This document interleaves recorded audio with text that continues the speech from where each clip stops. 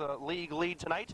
Reading has won 3 in a row to go 6-2-1 overall, and the Knights are 4-1 in league play, and they are tied for first place with the Wilson Bulldogs. Creeks are coming off a big win last week against Cedar Crest. Manheim Township is 2-6 overall and 1-4 in the league. For more on tonight's matchup between Manheim Township and Reading High, let's go down to the sidelines of my colleague Jay Welsh. Jay? Okay, Steve, thanks very much. I am fieldside now with Reading coach Jet Johnston. And coach, your club's coming in 6-2, a win last week, and you got to be pretty proud of this club so far. Well, they've been playing great second half football, and they've done a good job all year. You know, they've handled some adversity in some of the games, and I'm awfully proud the way they're focused and the way they're playing football. They have a lot of confidence in themselves. All season long, it seems like it's been Diana to Sedlowski, and I'm sure that's been real formidable, and I'm sure we'll see that some tonight. Well, I think we have a pretty versatile passing attack. You know, we usually kind of take what the defense has given us, and I think we have an excellent core of receivers with Klein and O'Neill tight end, and Sedlowski and Charlie Randall at the wideouts. So we feel very confident throwing the ball to, and like I said, whatever the defense gives us, we'll take.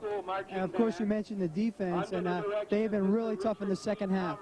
Our defense has done an outstanding job this year. We've given up some points in the first half, a couple games against Wilson and Cedar Crest.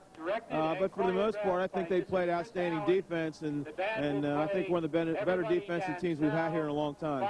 Okay, Coach, thanks very much. It will be the Color Wars as the Red Knights host the Blue Streaks. That's coming up on Berks Cable Network right after this.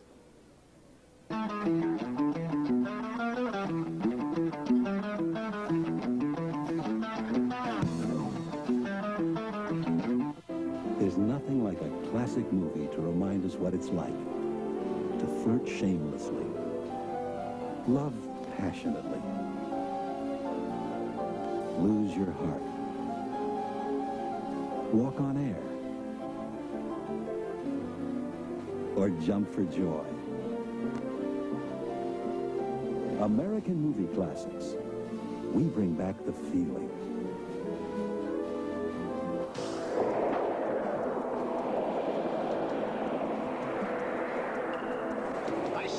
This is not a drill. Roger, have target in sight.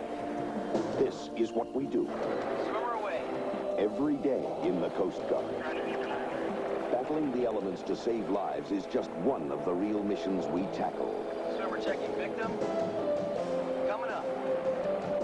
Be part of the action in the Coast Guard. Call now toll free. Steve Degler and Jay Welsh back at Shirk Stadium at Albright College. Lancaster-Lebanon League action for you tonight from Section 1. The Manheim Township Blue Streaks under Coach Mike Bertucci, his second season. And the Reading High Red Knights under Coach Jet Johnston, Jay Welsh's pregame guest. This is Jet's 8th year at Reading High. And Jay, one of the first things that we want to talk about before the game tonight as Reading High is getting set to tee it up, there you see Jason Klein, who will kick off to Manheim Township.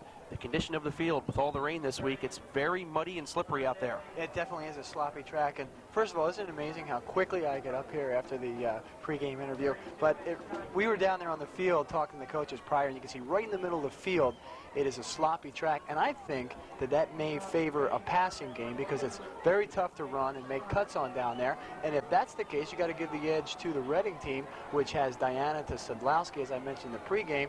You know, they can kind of go over that sloppy track, so we'll see what develops. And with a passing offense in a field like this, it's more to the advantage of the offensive team because they don't have to make the reaction cuts that the defensive secondary has to.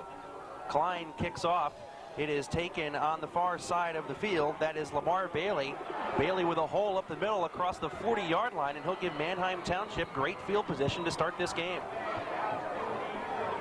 We'll take a look at the starting lineup offensively for the Blue Streaks.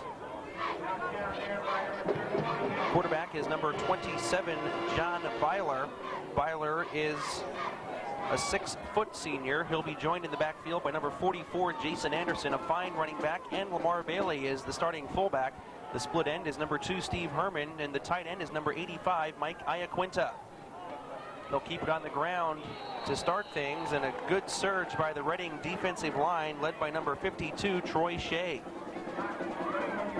Jason Anderson loses a yard on first down.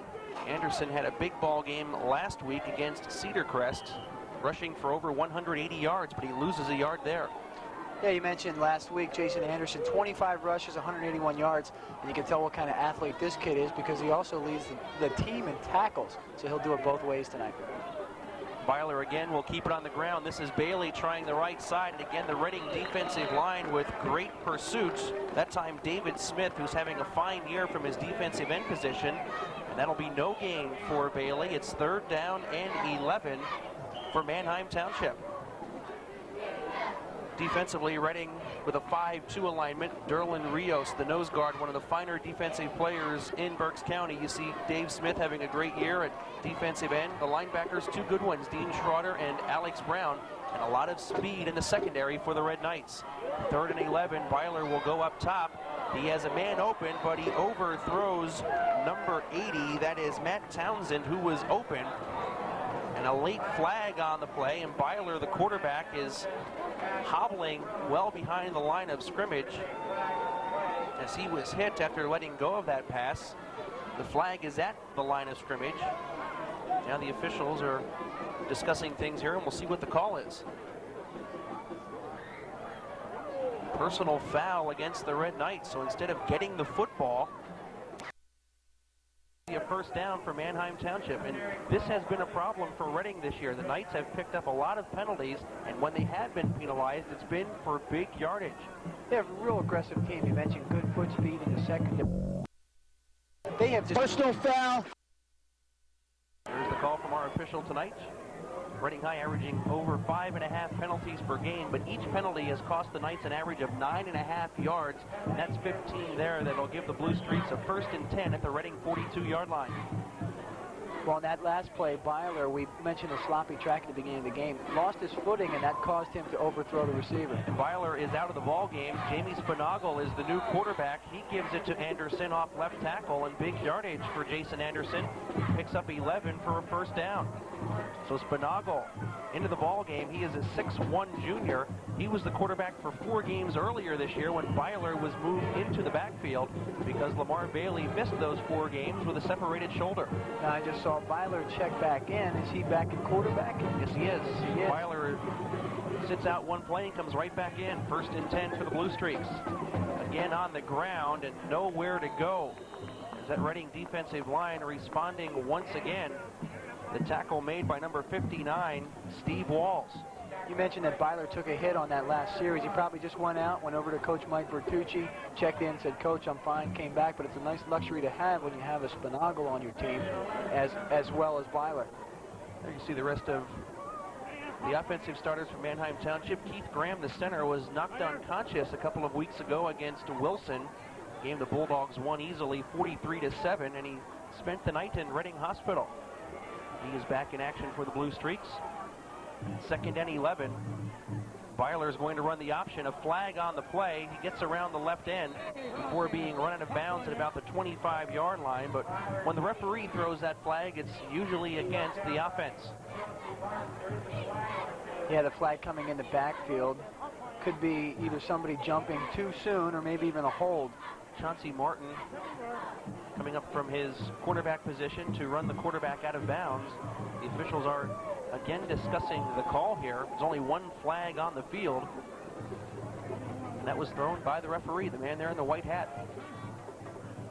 The Red Knights have won 3 straight, guaranteeing another winning season. And that's why there was a discussion. There is no foul on the play, so the gain will stand to the 25-yard line. It'll be 3rd down and 4 for the Blue Streaks, so a gain of 7 on that play for the quarterback, Byler. And as you can hear at home, our referee is mic'd for this evening, so we'll try to work that out so we can bring those penalties to you. 3rd and a long 4 for the Blue Streaks. Just outside the Reading High 25-yard line, 9:14 to play in a scoreless first period at Shirk Stadium. Byler fakes the handoff, rolls left, looks back to his right. It's incomplete. Charlie Randall, the coverage on Lamar Bailey, and that'll bring up a 4th down and 4. Randall going for the interception. There was some contact, but no flag on the play. I think Randall might have got away with one as he had to come from the opposite side of the receiver. Saw a little contact in the end, but a nice defensive play breaking up the big gainer. Looks like the Blue Streaks are going to attempt a field goal here. Number 2, Steve Herman, out of John Byler's hold. This is going to be a long one, 42 yards. Not a whole lot of wind here at the moment. Kick is not going to make it. A little bit wide to the left, so Reading High, after a 15-yard penalty, gave Manheim Township new life. The defense holds, and now we'll look at Reading High's offense for the first time. Well, you can see there, Steve, what kind of faith that Coach Mike Bertucci has in his kicking game with Herman, as you see the Reading offense there. Quarterback Jay Diana. They go with Turner and Hayden in the backfield. Jared Sidlowski, who leads Berks in receiving at flanker. A good split end in Randall and Klein combination. And a pretty big offensive line up front with Brown, Jamula, Stutzman, and the rest of them. What a year Jay Diana is having. He was a safety for 2 years. He leads Berks County quarterbacks in completion percentage at 58.3. And he leads the county in touchdown passes with 19. He will keep it on the ground on first down. A short gain for the Red Knights as they keep the ball up the middle. The fullback Carlton Hayden on the carry. Hayden picks up 3 yards on the play. It'll be 2nd down and 7.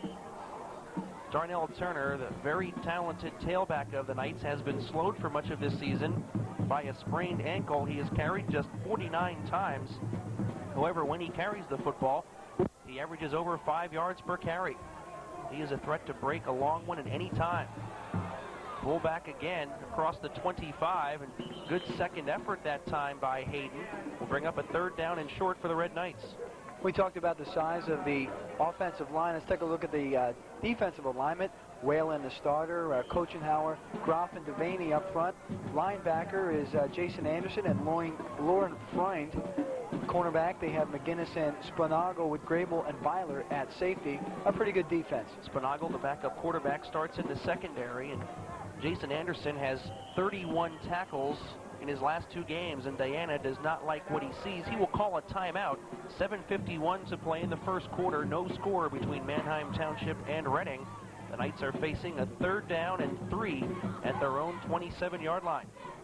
And that offensive line that we mentioned for the Red Knights with Brown, Jamula, Stutzman, and Walsh, that's an average of 225 pounds. It's kind of anchored by the big man, Stutzman, who goes at a 280 weight, which is pretty big for a high school kid. Talked about Jay Diana, his 19 touchdown passes, 4 short of the county record set by teammate Al Futrick last year. Diana has thrown just 6 interceptions this year. We mentioned he was converted from safety. He said he didn't really want to be the quarterback at first this year. But boys, he had one heck of a season for the Red Knights. He not only throws for a lot of touchdown passes, but he's been a force on the ground as well, running for over 450 yards this year. 3rd and 3 for the Knights out of the I. Randall is the wide receiver split to the left. Darnell Turner, his first carry, is hit at the line of scrimmage, and he is brought down on a nice play by Tim Whalen. It'll be 4th down for the Knights. Turner got 1. Well, Timmy Whalen wasn't fooled at all by that one, and the lead blocker missed the block on him as the ball carrier was the 2nd man through, and that caused the play to failure. A nice tackle there by Tim Whalen. Jared Sodlowski, the fine wide receiver, will punt for the Knights. John Byler is back deep for Manheim Township, along with number 32, Scott Graybill. Sedlowski end over end, a low kick. Graybill will take it on a big hop. He will get to near midfield, where he is brought down by Dean Schroeder, along with number 3, James O'Neill. Again, good field position for Manheim Township. 1st and 10 at its own 49-yard line. Once again, you saw that sloppy track coming into play, as that punt was pretty much a line drive punt, but when it hit, it pretty much just went kerplop and didn't go very far. So you can just imagine the kind of conditions that both the offense and defense are facing out there.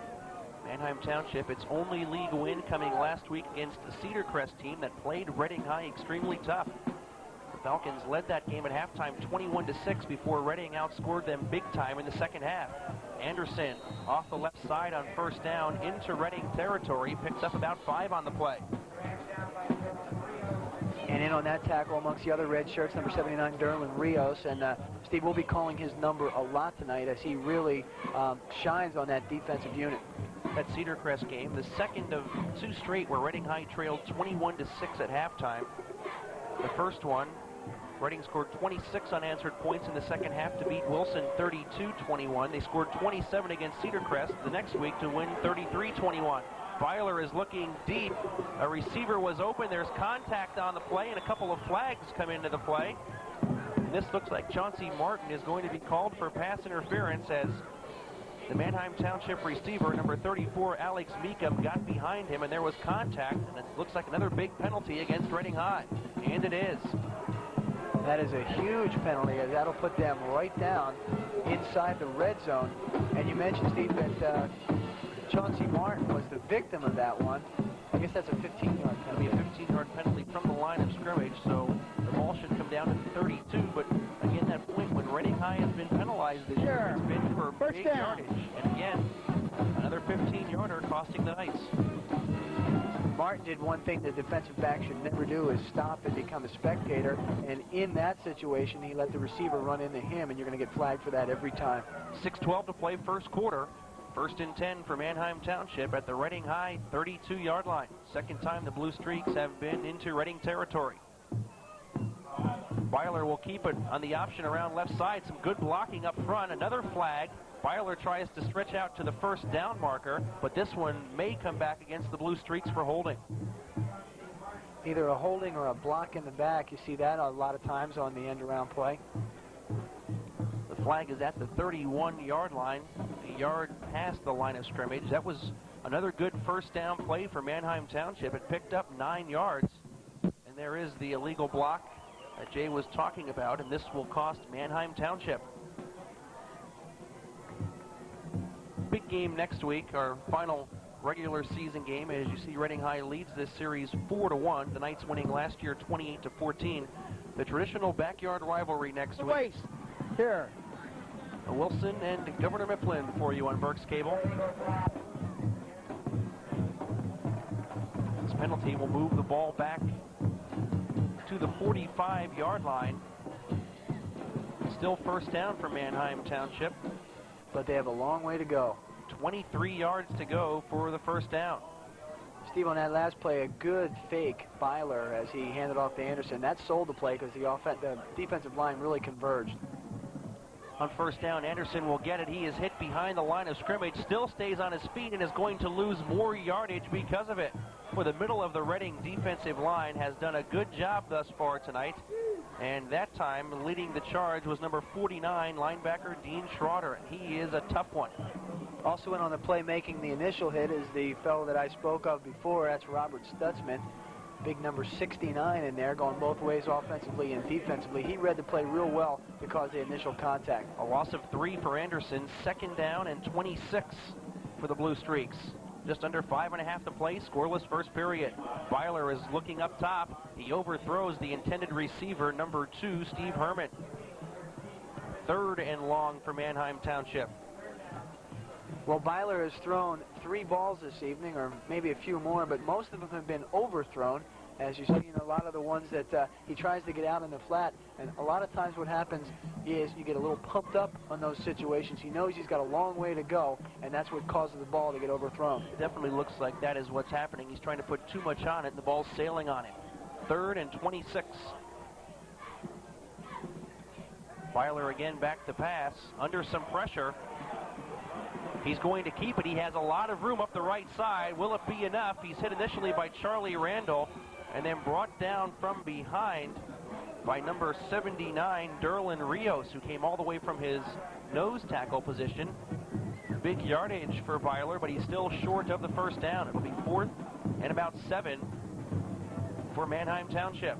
Well, that tackle there showed tremendous hustle on part of Derlin Rios as a nose guard comes all the way downfield to make a tackle. A lot of times what happens is you quit after you're initially blocked, but you can see a good defensive player turns upfield and goes out and helps out, and this time he's the one who brings him down. The ball just inside the Reading 29-yard line. The Blue Streaks have to get to the 22 for a first down. The 4th down call, a rollout left by Byler, again under some pressure. Still under pressure.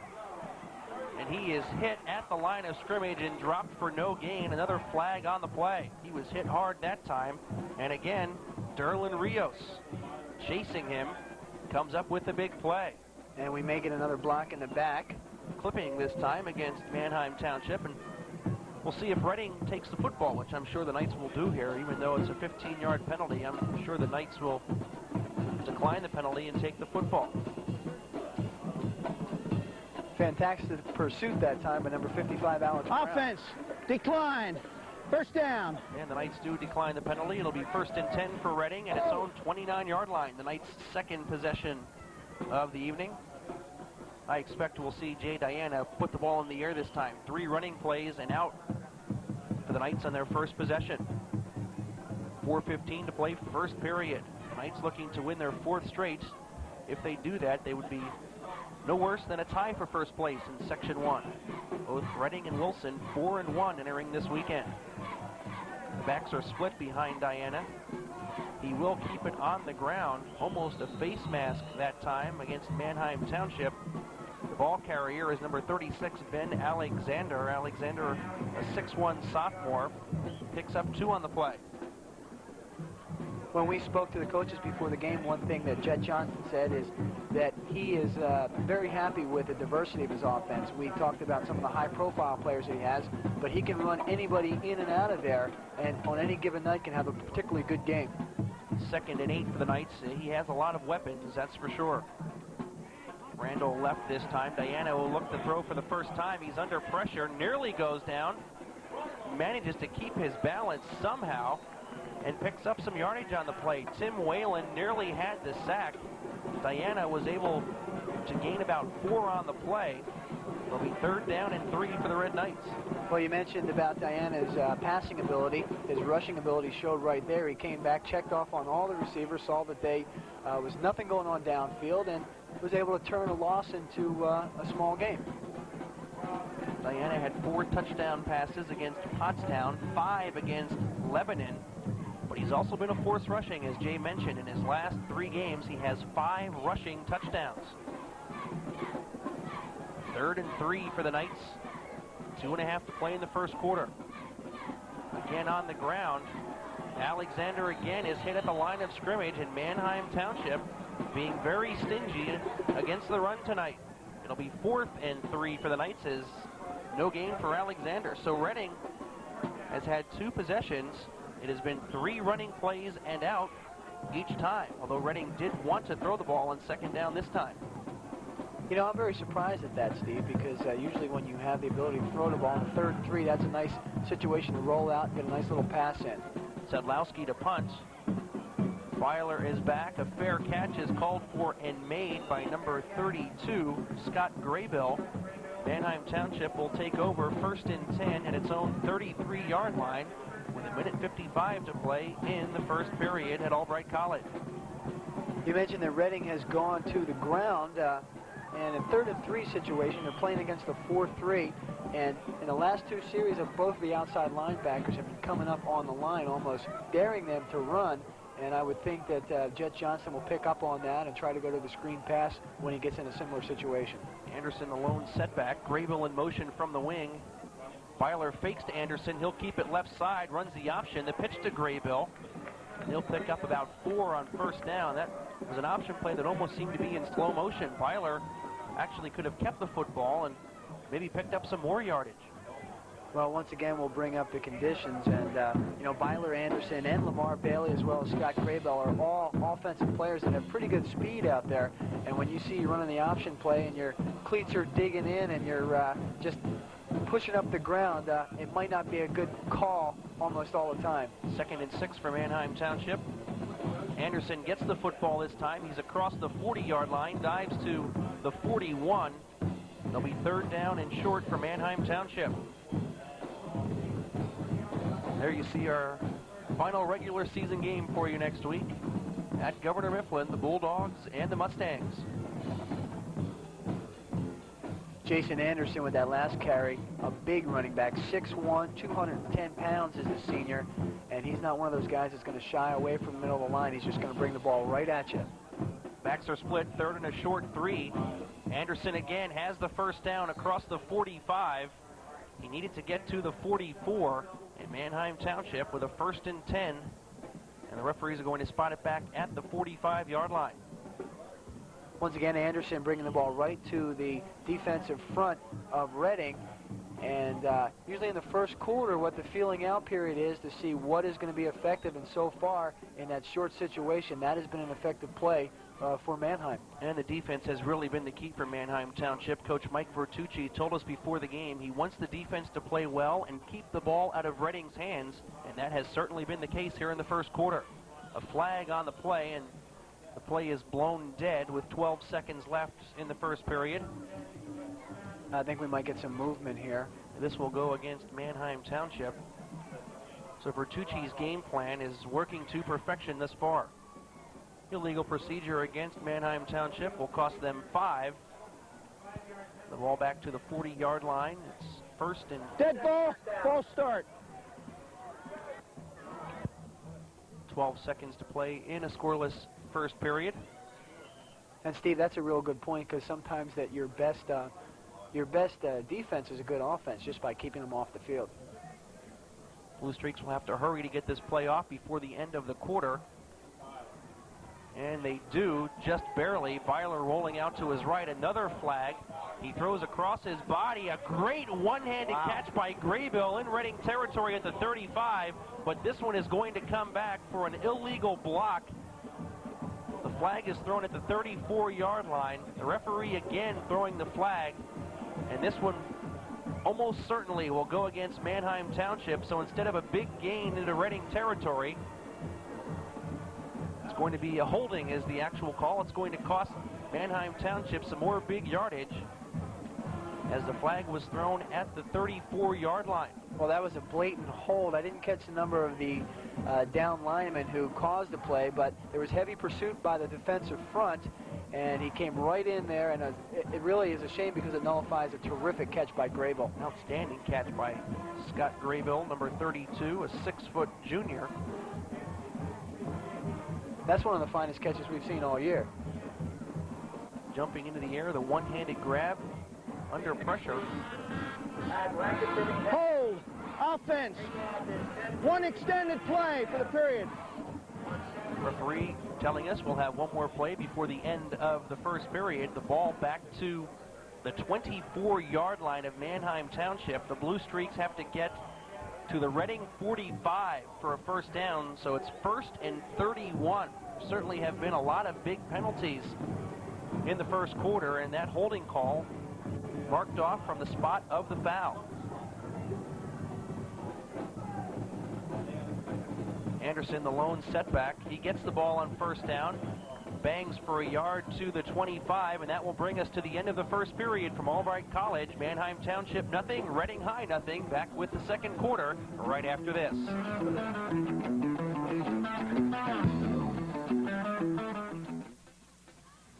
Hi, I'm Gilbert Gottfried, USA Up All Night on the USA Network for the best coverage of sports, entertainment, community affairs, tuned to local cable programming. Remember, local cable programming contributes to life.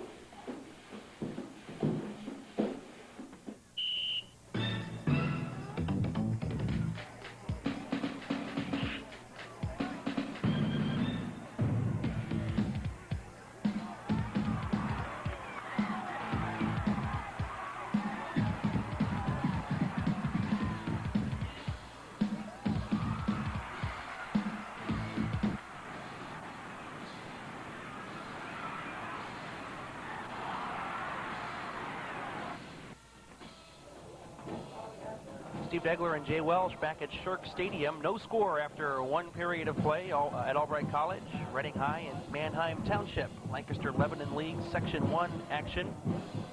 2nd and 31 for Manheim Township at its own 24-yard line as the second period gets underway.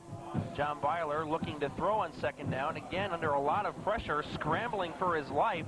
Picks up a good block from Lamar Bailey. And Byler runs out of bounds at the 33-yard line. neither quarterback has had a lot of time to set up and throw tonight. Now, once again, we'll call his number, number 79, Derlin Rios, getting in through the line and causing all kinds of havoc. You mentioned Lamar Bailey on the outside throwing a real nice block, and the quarterback, John Byler, showing some good running ability. He would have gone farther, except he ran into one of his own linemen at the beginning of the play. Picked up 9 in the play. It'll be 3rd down and 22. Byler has rushed for 35 yards on 4 carries tonight. He's going to run the option on 3rd and long. He pitches it to the right side. That's number 34, Alex Meekum, with nowhere to go. Both these defenses playing very well against the run. It'll be 4th and 21 for Reading High. Well, a little bit conservative play calling on Bertucci's part, but I guess when you have 3rd down and a long way to go against a secondary that is pretty swift, that's what you want to do, and it's going to bring him a 4th down situation. Should say it's 4th and 21 for Manheim Township, and Mr. Everything, John Byler, will punt for the Blue Streaks. Charlie Randall back deep for Reading High, along with Darnell Turner. This kick will go out of bounds in Reading territory at the 42-yard line. Not a bad idea to kick the ball away from Charlie Randall. He has the longest punt return for a touchdown in the county this year, as he rambled 64 yards for a score against Lebanon. Reading High with its 3rd possession, 1st and 10 at its own 42-yard line. 11:06 to play, first half. Good field position for Reading. And number 31, Jared Sedlowski, the All-Berks leading receiver, also in there on special teams. He just missed blocking that punt. Sedlowski blocked the punt earlier in the year that was recovered for a Reading touchdown. The Knights have blocked several punts this year. The special teams play for Jet Johnston has been outstanding. Diane is going to throw on 1st down. He's looking for Randall down the sideline. A great diving catch. He's inbounds.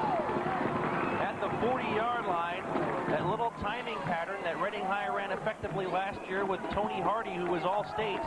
This time it's Randall with the diving catch for Reading High's first down of the game. Gain of 18 on the play. That's an excellent hookup between Diana and Randall. And one thing you'll notice that Randall does is we see it again. He brings that ball quickly to get it in the throwing position a la Dan Marino to get that good quick release, and that's really helped him all year.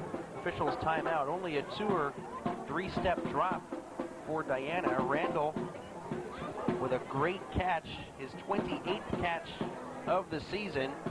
He comes into this weekend 3rd in Berks County in catches. Sedlowski, his teammate, leads in touchdown catches with 10, and he's 2nd in overall receptions with 32. 1st and 10 for the Knights. The backs are split behind Diana. Play action for the Red Knights. Diana a lot of time this time looking for Chauncey Martin, who slipped a little bit. He tried to make the one-handed catch and couldn't do it. Incomplete. 2nd and 10 for the Knights. If he keeps his footing, he's right there to make that catch. Yeah, and also Diana would love to have that ball back, because we saw it develop in the secondary where he just got between the linebacker and the free safety and was wide open. He was just a little bit overthrown by Diana. He would love to have that one back. Great job by the offensive line. A lot of time for Diana to throw. 2 sophomores starting up front for Jet Johnston. The back's in the eye this time for the Red Knights. Diana again will throw a timing pass, looking for Sedlowski, who is wide open on the far side. A great move. Sedlowski inside the 20 to the 16-yard line. What a move by Jared Sedlowski. He was wide open and then cut between 2 defenders for more yardage. Gain of 24 on the play. A fine play, and you can see why number 31, the flanker, the senior Jared Sedlowski, is leading Berks in receiving. He runs a fine pattern. He's a smart receiver. When he started out his pattern, he realized that the corner man was staying at home, playing him deep. He chopped off his route and went for the big gain. Manheim Township will take a timeout. No score, 10-16 to play 2nd quarter, and that definitely looked like a blown coverage there by Manheim Township. There were 2 defenders in the area, but nobody was on the receiver. Sedlowski is having one heck of a year in football, and Jet Johnston told us before the game he thinks Sedlowski could get a football scholarship if he wanted to, but Sedlowski is such a great catcher in baseball, he figures he's going to sign for a baseball scholarship. Yeah, he did mention that. He's visited some pretty good baseball schools, too. He talked to us about Georgia Tech and different schools like that. Fine athlete all around, as you see that he does a number of things. He's a punter, he's a receiver, also a catcher on the baseball team and also a pretty good student. Saw on the screen a few seconds ago, Reading High clinching its 5th consecutive winning season last week. The Knights beating Governor Mifflin 26-7. That is the first time that has happened in Reading High School history.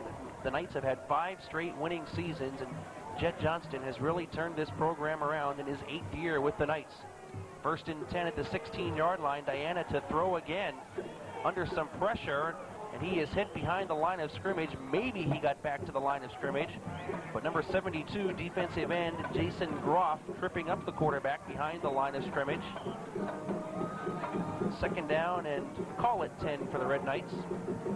Good pursuit by number 72, Groff, as the offensive line was in a pass blocking mode. He was able to slip back in between number 53, Brad Jamula, and make a fine stop. Looks like Jet Johnston has had enough of that running game on this drive. It's air Jet time. The back's in the eye. Turner is the tailback. Diana taking a lot of time. He's checking off at the line of scrimmage, and now he's going to take another timeout. Took a lot of time checking off, and this will be the 2nd timeout used by the Knights. It comes with 9:28 to play in the first half. Still no score. Well, credit a senior quarterback sometimes, because you call a play, and a lot of times you go in there and you see the defense. You say, hey, you know something? This play's not going to work in this defensive set. You try to audibilize at the line of scrimmage, and what happens then is if you get a little confused with some of the players on your team, it's better to take the timeout. Reading High has some very impressive offensive numbers. The Knights struggled on their first 2 drives tonight. Have put it together here on their 3rd possession. Reading High is 4th in the county in total offense at 285 yards a game. 1st in passing yards per game at 145.5. The Knights are also 4th in scoring at about 28 points per game. And the defense has also put up some impressive numbers as well. 3rd in total defense and 3rd against the run. On paper, Reading High looked to have an easy time tonight, but Manheim Township, coming off a big win last week, is playing well early on tonight. Diana looking for Sedlowski, nearly picked off. It's caught, but out of bounds. Sedlowski made the catch, but could not get a foot in bounds. Graybill almost picked that one off. Graybill had it read all the way as he saw it develop. He came back from over on a safety position, stepped up in front of it, but as you saw, another testament to Sedlowski's athletic ability that even after the play got tipped to make the catch, unfortunately, was out of bounds. He comes back, and Graybill sees him all the way as he steps right in front, right there, and makes the play, and Sedlowski able to haul it in, but unfortunately out of bounds. 3rd and 10 for the Knights at the Manheim Township 16-yard line. The backs again in the eye. Randall split left. Diana will look right. He's under pressure again, still under pressure, and he's dragged down by 2 Manheim Township players. A big loss for the Red Knights. Number 72, the defensive end, Jason Groff, along with the other defensive end, Wade Devaney, number 79, both seniors. And the offensive line can only hold him so much. You want to almost say that was a coverage sack as he came back and saw and checked off his receivers. By that time, the 2 big men, Groff and Devaney, were in there for the big loss. That's a loss of 16 yards on the play. 4th and 26 for the Red Knights.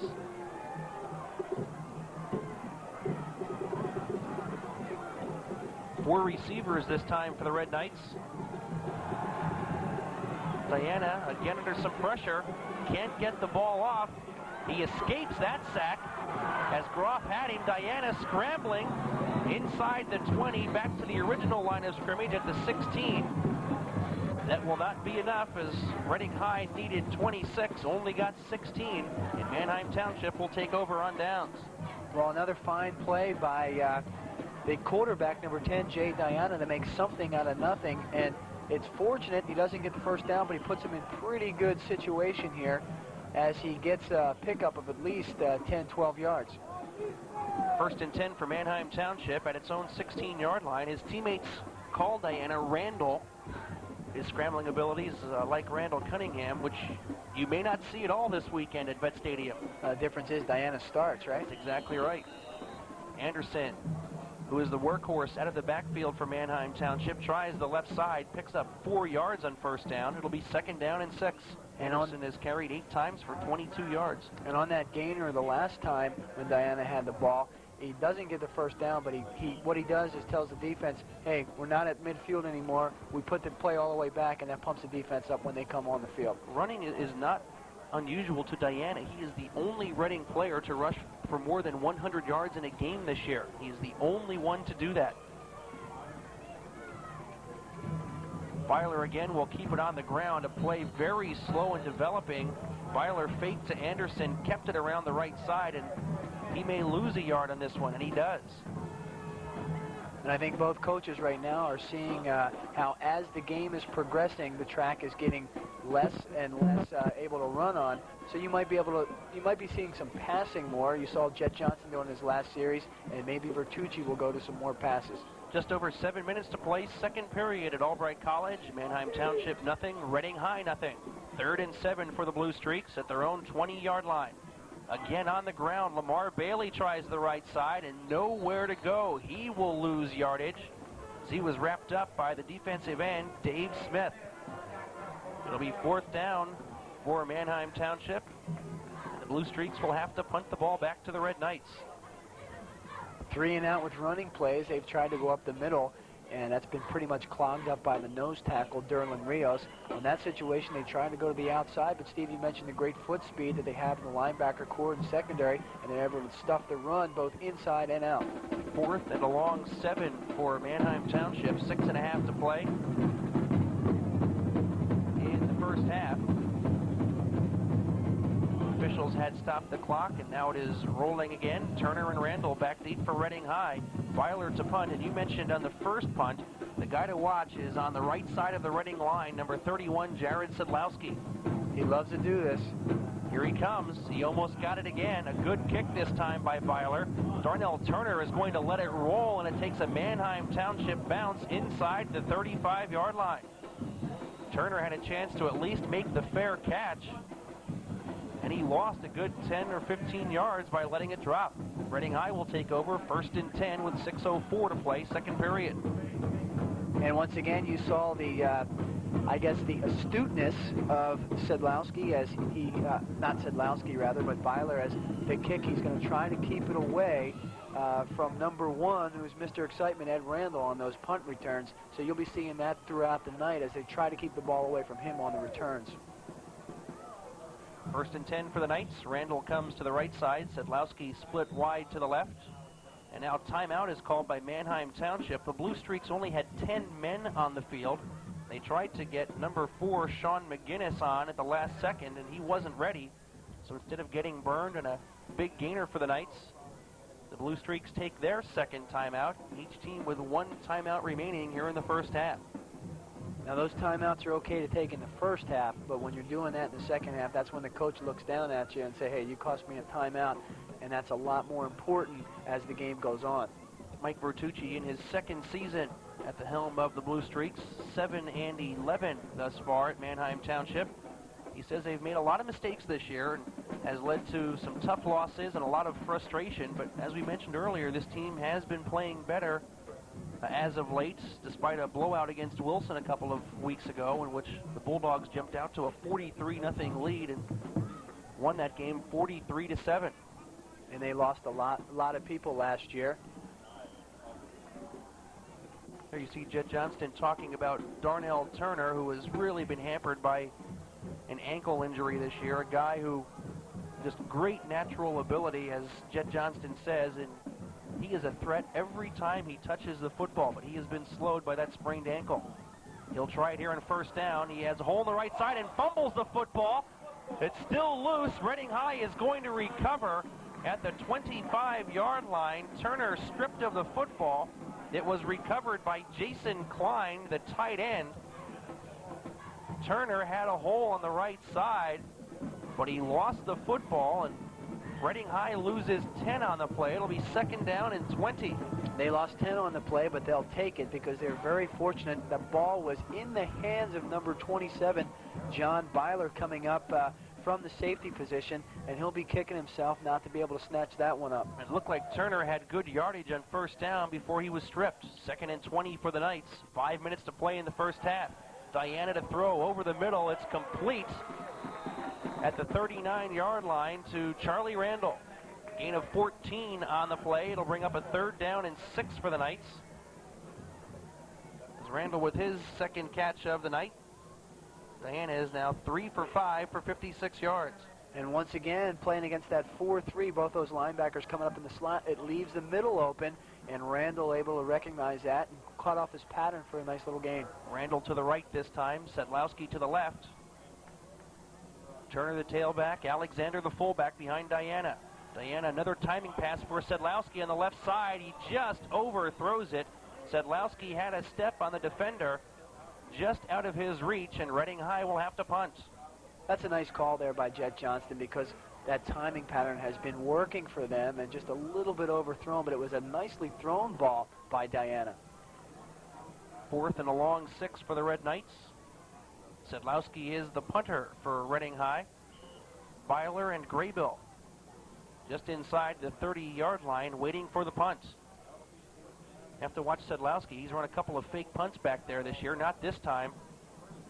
End over end to Byler at the 30. He tries the left side, has some blocking. He's out near the 45-yard line. A 14-yard return for Byler. 1st and 10 for Manheim Township at its own 44-yard line. And been a lot of punts in this first half, and still no score with 4:08 left in the second period. We got a kind of battle of athletes going on there. He's got Sedlowski on one side and Byler on the other side. Punters, kickers, playing defense, playing a little offense. So it's interesting when you get good athletes like that at the high school level, how they match up and really make it an individual contest.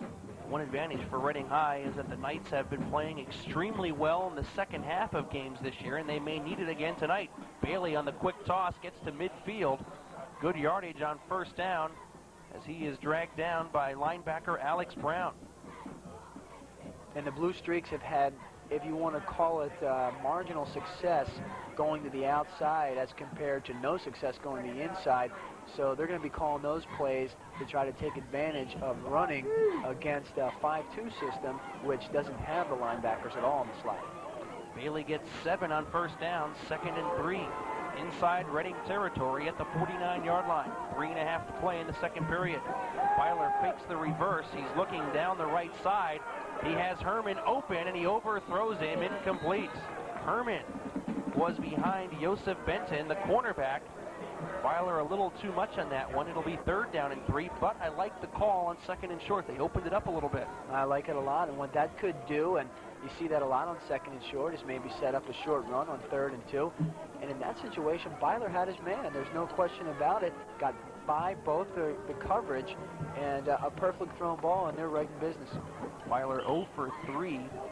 He's thrown 4. One resulted in a pass interference penalty against Reading, and all 4 have been overthrown.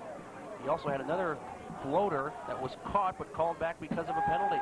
Byler again fakes the reverse. He's going to keep it around the right side, and he has 1st down yardage across the Reading 45 to the 43-yard line. Gain of 6 on the play for Byler. That was run all the way. Manheim Township with a new set of downs. Another great call by Manheim Township.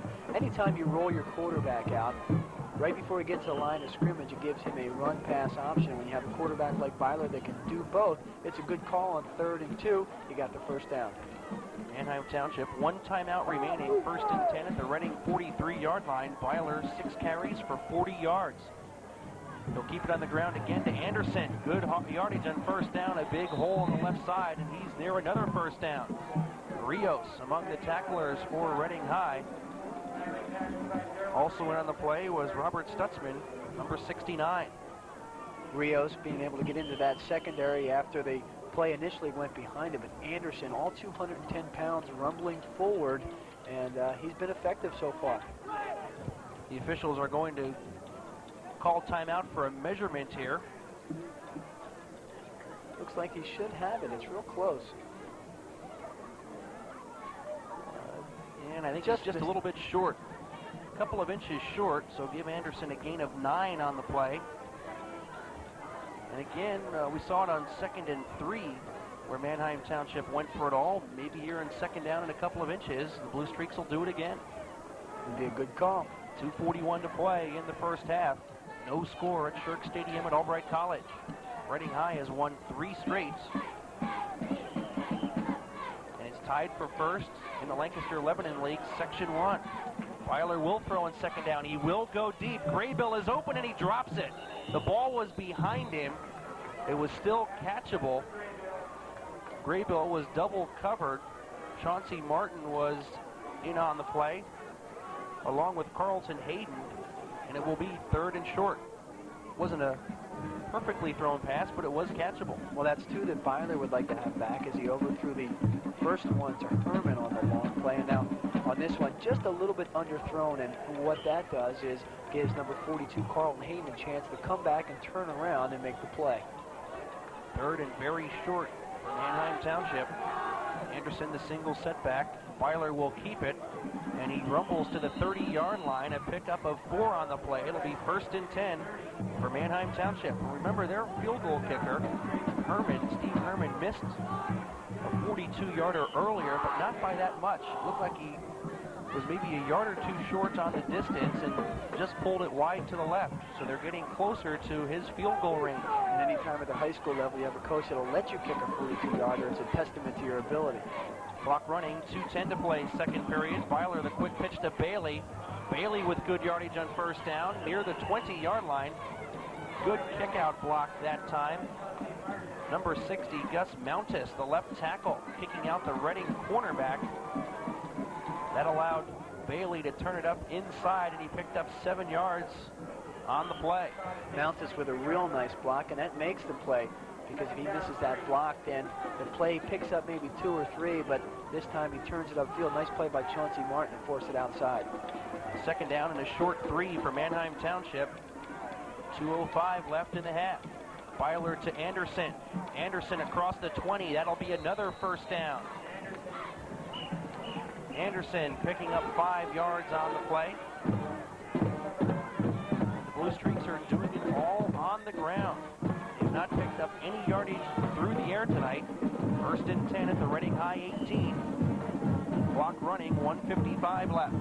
And they are playing pretty well, as you see last week, upsetting Cedar Crest, and they'd like to turn the trick once again this week. Backs are split behind Weiler. They'll go to Lamar Bailey, trying the right side. A lot of red shirts there. Bailey will get to the 16-yard line, and that is all. A pickup of 2. Manheim Township being very patient here with 1.5 minutes to play in the first half. Second down and 8. Well, the secret has been to run Anderson, the big man, up the middle, and that sets up Weiler going around the end. That's been the formula so far. 2nd and 8. Herman split to the left. And in the reverse this time, number 34 with the football, and big yardage around the right side for Alex Meekum, who rumbles inside the 5. It'll be 1st and goal for Manheim Township. A little trickery inside the red zone. We're going to see this one again. That's the inside handoff and then the reverse.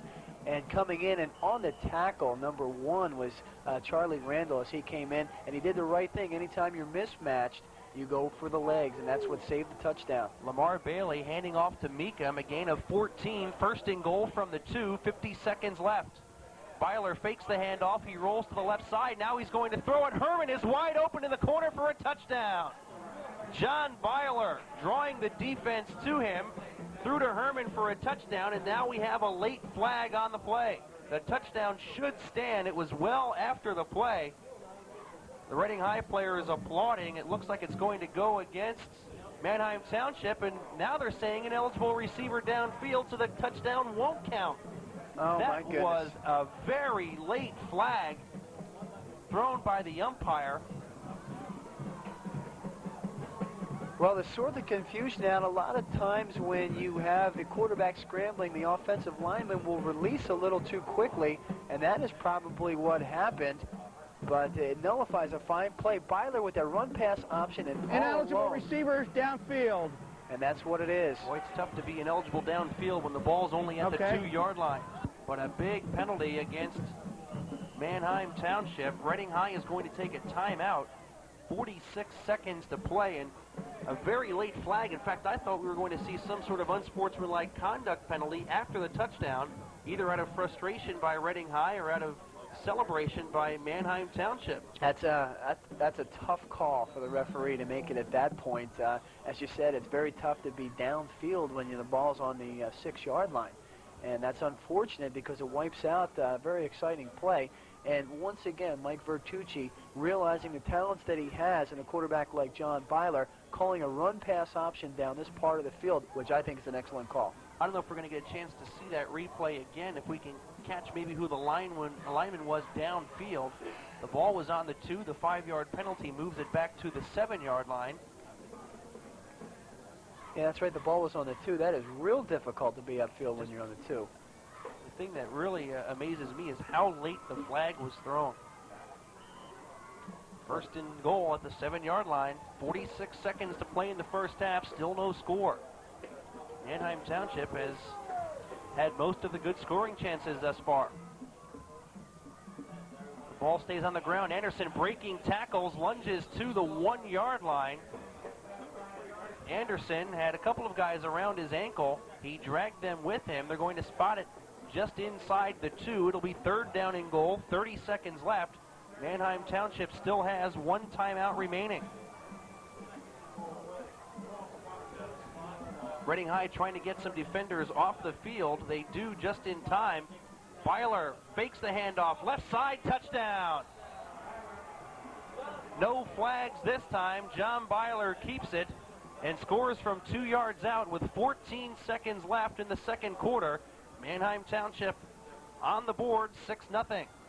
That is a fine run by Byler. You mentioned that Reading just in time to get the players off the field as there was a little confusion. And Sedlowski checked in as well as a couple other defenders. And Byler came in and he hit number 27 that checked in for Reading. That was Robert Jackson. And he just plowed him into the end zone. A fine run by Byler to put up Manheim Township by 6. Byler will hold for the point after attempt by Steve Herman. Herman, a soccer-style kicker.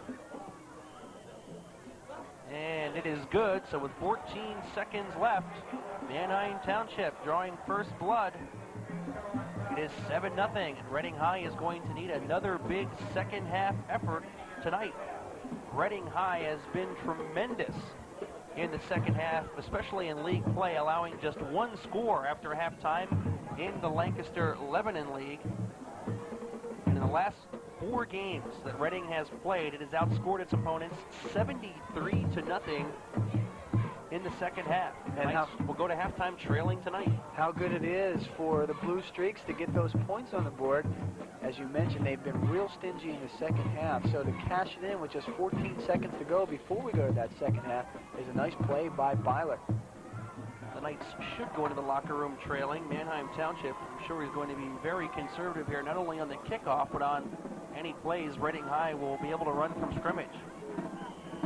Definitely would not want to kick this ball to Darnell Turner, one of the teammates for Reading High. And it is the squib kick up the middle, but there is a flag, and it looks like it'll be against Manheim Township. Offsides on the kickoff will move the ball back to the 35-yard line. So Reading High trailing by a touchdown, 14 seconds left in the first half. And Reading High does have Reading High does have a lot of guns that can return the ball. They have Sedlowski back there, as well as Randall, and as you mentioned, Darnell Turner. So it is a wise move for Herman just to pooch it. From the 35-yard line, Herman waiting for the official signal, and there it is. And he'll kick it low again off of Dean Schroeder at the 35. Schroeder across the 40 to the 41. 9 seconds left in the first half, so Reading High will have time for at least 1 play, maybe 2. We'll see how Jet Johnston plays it here, whether he tries to get something big or just runs out the clock, and he's going to run out the clock. That is the end of the first half at Shirk Stadium at Albright College. Reading High Red Knights trailing Manheim Township by a score of 7-0. We'll come back with more right after this. End of the period.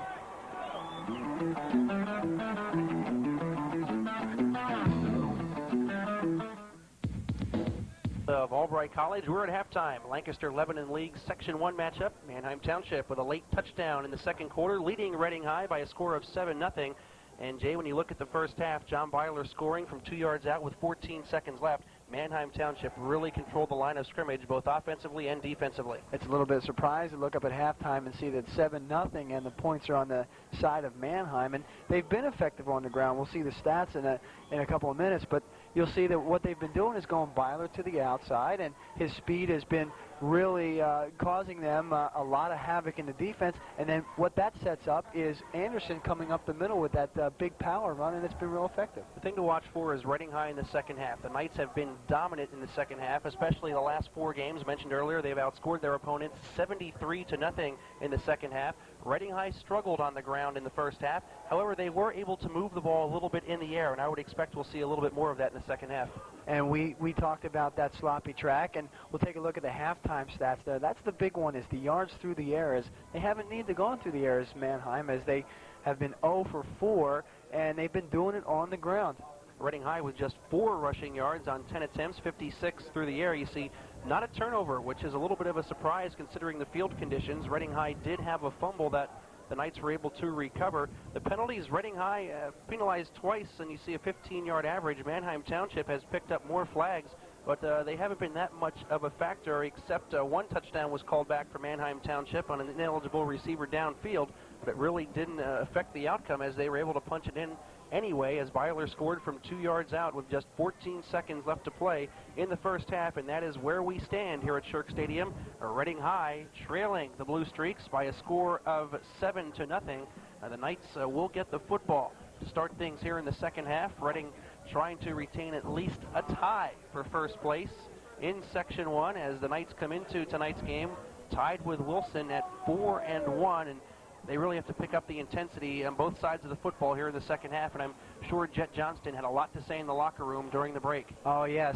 Good thing we didn't have our cameras down there, because a lot of the stuff he probably wouldn't be able to put on the air, as Jet telling the team to pick up the intensity. You really hit it on the head when you describe that, because they need to do that. Right now they're just getting blown off the line of scrimmage, and their line is a bigger line. It's just that Manheim is really pumped up at this point, and they've been able to get the ball done on the ground and pick up the yardage. And I would stick with the game plan. And the running tandem for Manheim Township, Jason Anderson, 11 carries for 41 yards, and the quarterback, John Byler, carried 8 times for 46 yards. And again, he scored the game's only touchdown. Number 2, Steve Herman, will tee it up for Manheim Township. Number 31, Jared Sadlowski, and number 43, Darnell Turner, are back deep for the Red Knights at about the 10-yard line. Second half is underway at Shirk Stadium. They'll kick it away from Turner. Sadlowski at the 15-yard line will try up the middle. He is hit at the 25, breaks a tackle across the 30, out near the 35-yard line, and Reading High with pretty good field position to start things here in the second half. And Sadlowski got the ball and got a good core of blockers out in front of him. Broke 2 tackles and initially turned it upfield, then was dragged down by number 56, Lauren Freund. Jay Diana, the quarterback. In the backfield is number 36, Ben Alexander, the fullback, and number 43, Darnell Turner. Number 1, Charlie Randall, split out wide to the right. The tight end, 22, Jason Klein, also on the right side. Diana will hand off to Turner. Turner, a big hole up the middle, across midfield. Big yardage on first down for Darnell Turner. There is that explosive speed from Darnell Turner, the 6-foot junior. Well, Steve, explosive describes it to a T. When he gets the ball, he hits the hole quicker than most high school backs that you see. And in that situation, there was a hole created on the right side, and he just took full advantage of it. Gain of 16 on the play. 1st and 10 for the Knights at midfield. Turner again, the deep back in the eye. And right back to Darnell. Right side again, another big hole to the 45. A nice tackle made on the play by John Byler. If Turner can get that outside, he's got big yardage up the sideline. He'll settle for 5 on the play. 2nd down and 5. And maybe the Knights, instead of throwing the football to start things here in the second half, will try and get Darnell Turner on track. Well, they got a little rest at the halftime, and that's always good for the offensive line to go out there and create the holes. And so far on the first 2 plays from scrimmage, they have done that, creating one to the inside and one to the outside. Ball is marked back at the 46-yard line. 2nd down and 6 for the Red Knights in Manheim Township territory. Turner leaves the ball game. Diana checking off again at the line of scrimmage. He will keep it on the ground, and not much doing on the left side for the Red Knights that time, as Chauncey Martin, number 6, a 6-foot junior, is stopped on the play for virtually no gain. It'll be 3rd down and a short 7 or a long 6, depending on your point of view. Well, Jet Johnston mixing it up again and showing his full deck offensively anyway, with Chauncey Martin coming in, also Darnell Turner, Carlton Hayden, Sedlowski. He's got a lot of guns to use out there, and he'll probably do that in the second half. Sedlowski to the left, Randall to the right. The Knights like to run a lot of timing patterns with those two. They need about 7 here to pick up the first down. Diana, some play action, will look deep down the middle, and some contact, incomplete, as tripped up on the play was number 3, Jim O'Neill. O'Neill had a step on the defender, and they're going to say incidental contact is just the feet getting tangled. And it'll be 4th down and long for the Red Knights. And a good no call by the referee there, because that's exactly what it was. He came in, ran a good pattern. It was good coverage by 27 Byler, and all you saw was the feet being tangled up. A very good no call. Byler has been everywhere. Quarterback, one of the leading rushers, scoring the only touchdown. He is the punter. He plays safety. The Knights are going to punt it away here near midfield. Sedlowski into punt. Byler is back along with Grable for the return. Grable fields the punt at his own 16-yard line. Dean Schroeder, the first one to hit him at about the 24-yard line. And with 9:24 left in the 3rd quarter, that's where Manheim Township will have it for its first possession of the second half. And keep in mind, as the play continues, that track out there and the footing getting sloppier and sloppier. You saw it on that punt return where there was a couple stutter steps at the start of the play, and that can have an effect as the game progresses. Timeout is called, the official calling time. It looks like Jason Anderson, number 44, with an equipment problem. One of the pads fell out of his helmet, and he will be coming into your picture right there from the left-hand side. Jason Anderson has been on the ground a few times tonight.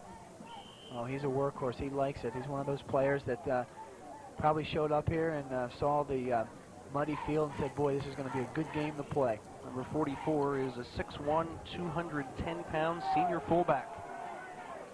He is behind Byler. Byler with the quick pitch to Lamar Bailey, left side. Bailey across the 25, not much more than that. Jason Klein in on the tackle. Klein, number 22, starts offensively and defensively for the Red Knights. He was joined on the hit by number 55, linebacker Alex Brown. Bailey got 3 on the play. It'll be 2nd and 7. You see a lot of different players shuffling in and out now. At the beginning of the game, the Red Knights had 4 two-way players, and the Blue Streaks had 6, and now that number has changed significantly as they just go with what works throughout the game. And what worked in the first half was running the football. 28 rushes and 4 passes, and here's the reverse again to Meekum. He is across the 40-yard line. We saw that play go for 14 yards in the first half, and it picks up some big yardage again. And that is a real good play call, especially when the defense is locked up into that 5-2. They have 5 men on the line of scrimmage, and a lot of times when that ball comes to the one side, all those linemen bite on it, and next thing you know, it's going the opposite way, and there's no linebackers in that middle slot position to pick up the ball carrier. Another timeout here, equipment problem for Reading High. This time Dean Schroeder having problem with his helmet. Another 14-yard gain in that reverse. 1st and 10 for Manheim Township at its own 41-yard line. Clock running with 8:05 to play, 3rd quarter. The Blue Streaks lead 7-0.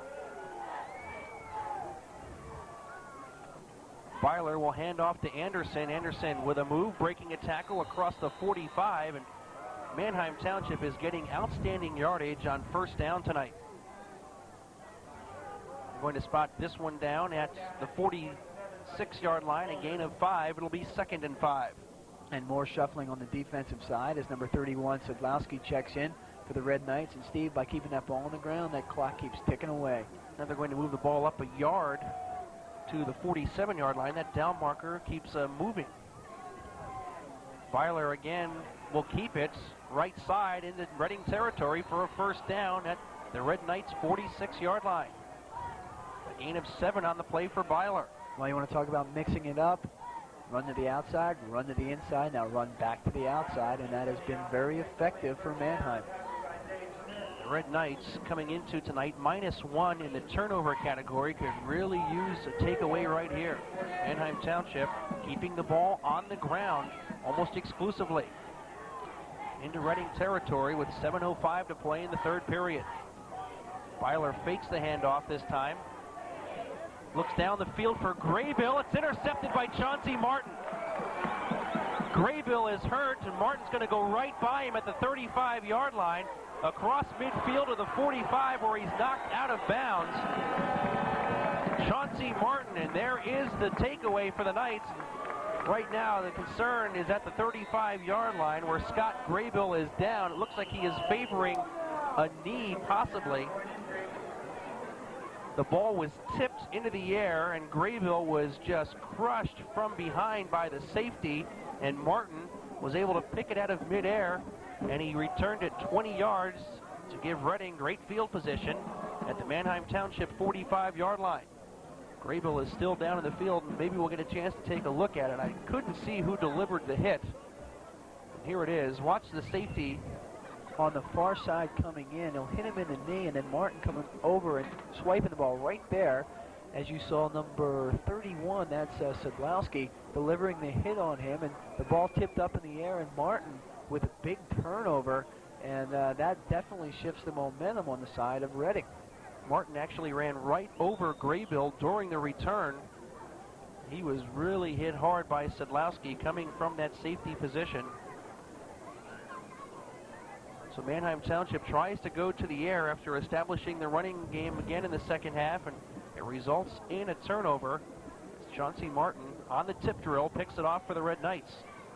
Well, I'm kind of surprised that they did go to the air after being so effective on the ground, but it appeared on that play that the receiver, Graybill, was open, and as Byler just tried to weave the ball in there, you had the safety going after the tackler, and then Chauncey Martin in a fortunate situation to pick the ball up out of the air, and that's a big turnover. Graybill is still down on the field, being tended to by the training staffs of both of these teams. We have 6:47 to play in the third period. Reading High is trailing by a score of 7-0. This will give us a chance to look at Mike Vertucci. He's put the jacket on. As you mentioned earlier, he had a Lou Holtz-like Notre Dame sweatshirt on earlier. We'll take a look at this play again. Dean Schroeder, I believe, is the one who tipped it initially. Right there, number 49. Martin is in front of him. He will make the interception, but right there, Sedlowski delivers the hit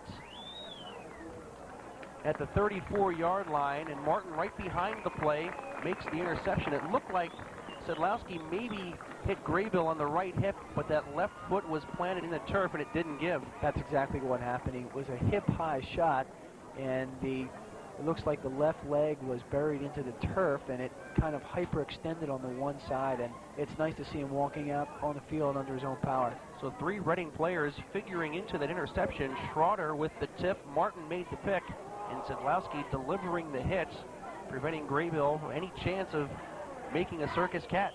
Graybill walks off the field. The Knights 1st and 10 at the Manheim Township 45.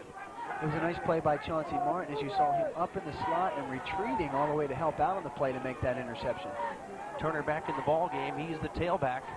Sedlowski to the right, Randall to the left. See if the Knights go for a big score after the turnover. They'll go with Turner on the ground, and Darnell picks up a couple to the 43-yard line. It'll be 2nd down and 8. And one thing that Jet Johnson will do right now is there is 6:39 left in the third quarter. He's not going to panic. He's not in a situation where he's going to have to put the ball up or anything. He has a good backfield with Turner and Hayden, and also with Sedlowski through the air. So he's not going to panic right now. He's going to stick to a game plan and try to eat up some field on this particular possession. 6:15 left, clock running, third quarter. Turner does not look like that sprained ankle that has affected him all year is bothering him that much tonight. Darnell again is hit in the backfield. Number 77, Tony Kokenauer, with the great defensive play. Turner is dragged down from behind. That'll be no gain on the play. It'll be 3rd down and 8. Kokenauer, Groff, Devaney, and Whalen, the front 4 for Manheim, and they've had a busy night, and they have done a terrific job so far. And you can see with the big goose egg on the scoreboard, that is attributed to the fine play of the front line. 3rd and 8 for the Knights. One setback. Randall is out to the right. He has single coverage at the moment. Diana is looking that way. Randall is out of bounds. He makes the catch, but the ball was overthrown. He was covered one-on-one by Lamar Bailey. Bailey had help to the inside from Byler, and Diana just overthrew it. It'll be 4th and 8 for the Red Knights, and looks like Jet Johnston is going to punt here and try and pin Manheim Township deep inside its own territory. Well, right now he's not exactly in 4-down territory. If the ball had been up another 10 yards, you probably would see him go for it on 4th down. But the way that Manheim's offense has been going, he does not want to give him a good field position. Sedlowski punts, a great kick. Number 27, Byler, will let it bounce, and it bounces into the end zone for a touchback. And Manheim Township will have it 1st and 10 at the 20-yard line. Good kick by Sedlowski, maybe too good. Yes, that's exactly what it was, just a little bit too good. If he would have got it in the middle of the field a little bit more, where you see the brown blotchy area, then it may have plugged and really pinned Manheim back. Unfortunately, no. That was the last play, and the timing pattern. One thing you'll notice that Jay Diana's been doing on that timing pattern, every time he brings the ball up and puts it right by his ear, and sometimes that gives it away to the defense. 5:20 to play, 3rd period. The Knights have been shut out just once this year, a 20-0 loss to Boyertown back on September 25th. Anderson on the ground this time will lose a yard back to the 19-yard line. The Reading High defensive line in the interior has played very well for the most part. Anderson has been able to break a few long ones up the middle, but the damage has really come from the outside. And as you said last time with the interception, that's what's on the mind of the defensive unit right now. They love to get either a 3-and-out or a big turnover and force them to punt the ball from deep in their own territory. Talked about Reading being shut out just once. In fact, Reading has only been held under double figures in scoring twice this year. Both losses, 20-0 to Boyertown, 16-6 to Hempfield, and injuries played a key part in both those defeats. Lamar Bailey, left side, breaks the tackle, still on his feet across the 30 to the 32-yard line before he is finally brought down. Making the tackle, number 12, Joseph Benton, along with number 42, Carlton Hayden, but Bailey with good second effort, with a good gain to give Manheim Township a 1st down. He picked up 13 on the play. Now Manheim's taking a page out of Jet Johnston's playbook by not keying on one particular player. They're going with Bailey and Anderson and sometimes mixing in the Grable a little bit, and that has been effective for them. Mike Bertucci couldn't be happier. His game plan working to perfection. Controlling the ball offensively and not allowing the big play for the Red Knights. Byler will fake the handoff and roll right. He looks like he's going to keep it, and he will, across the 35 before he is brought down. Number 12, Benton, again in 3rd period. Well, one thing that number 27, Byler, has to be careful of, he doesn't want to get gun shy. He did throw an interception last time, but he still has to have the confidence to put the ball up in the air when he needs to put it up. They've been effective on the ground, but the minute they start running too much, they will really start to come up and crowd that line of scrimmage. Bailey the lone setback. Anderson on a wing right this time. Reading High adjusting the defense. Bailey with the pitch. He gets across the 40-yard line.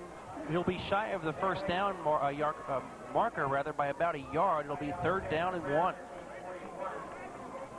3rd down and 1, and all first half what we've been seeing is big Jason Anderson up the middle for that particular play. We'll see if Mike Bertucci will choose to do that as they have the ball just approaching midfield. You would think Anderson, the workhorse, would get the ball here, but all those weapons back there, you never know what Bertucci will do. He has a lot of options here. 2:40 to play. It will be Anderson straight ahead. It's going to be close as the interior of the Reading line surging that time. Leading the charge, number 52, Troy Shea, a defensive tackle, and this is going to be close. I don't think he has it by the spot of the ball. Officials are going to check it out and call the chains onto the field. I mentioned the 2 Reading losses, the injury factor. The one to Boyertown is when Darnell Turner initially sprained an ankle and missed more than half of that game. And then he aggravated that injury in the loss to Hempfield, a game in which Reading played without 6 of its starters, including quarterback Jay Diana, who was out with a strained back. And Henderson was short of the first down, so no gain on the play. The Knights defense holds, and I'm sure Bertucci is definitely going to punt the football here. Well, with only 2 minutes to go in the third quarter and with a 7-point lead, I think that would be the wise decision here to punt it and try to pin them back a little deep, especially when you have the weapon of John Byler, who has been kicking the ball rather well this evening. Number 27, Byler, will kick. 3 guys back for Reading. Number 1, Charlie Randall, 43, Darnell Turner, and 31, Jared Sedlowski.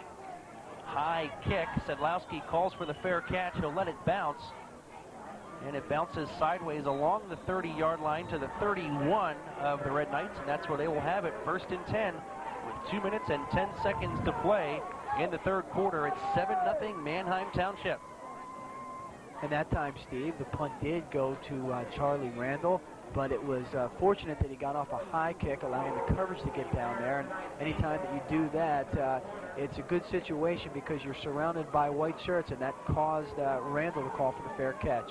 Jay Diana, who has accounted for 18 touchdowns in the last 4 games, he and his teammates have been shut out so far tonight, nearly through 3 quarters at Shirk Stadium.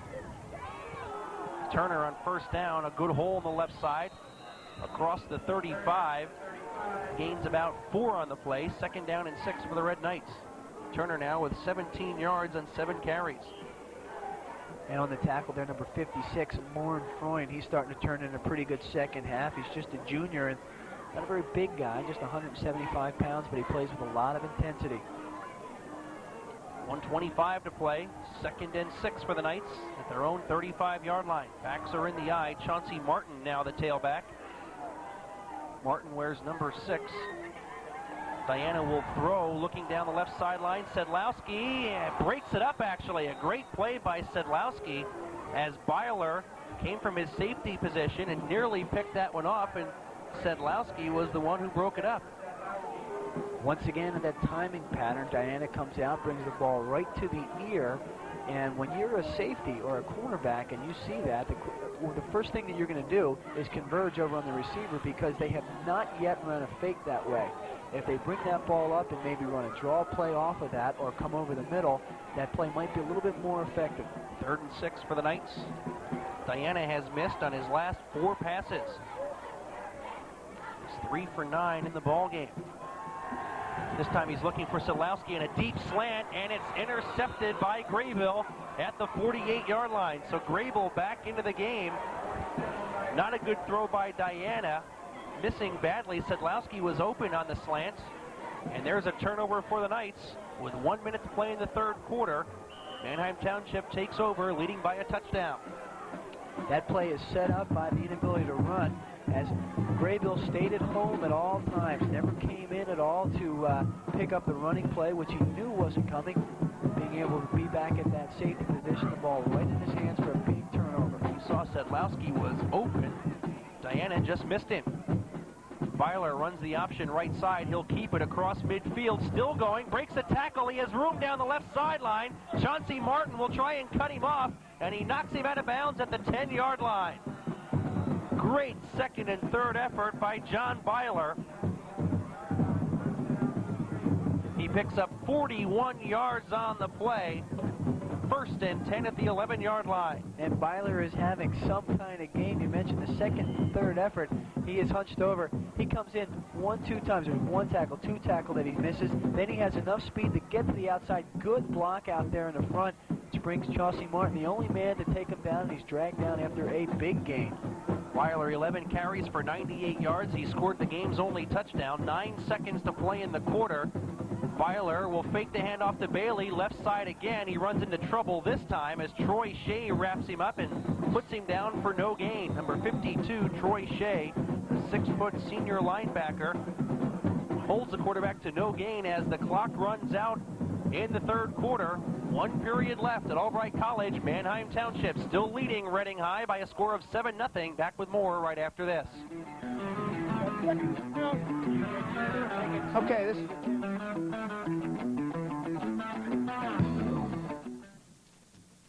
the ball on the ground on a 2nd down and 10 from the 11-yard line. And Reading High's defense again answering. And this will be a loss of 3 on the play, rather. It's 3rd and 13. This is a big series right now for the Reading defense. They have got to be thinking to stop them right now. Now, you got to realize that on the Manheim side, they have that kicker, Steve Herman, that can punch it in. They're definitely within his range. Want to get at least 3 out of this. 7-0 Manheim Township, 3rd and 13 from the 14. Byler keeps it. Left side, tries to turn the corner. He does. He lunges.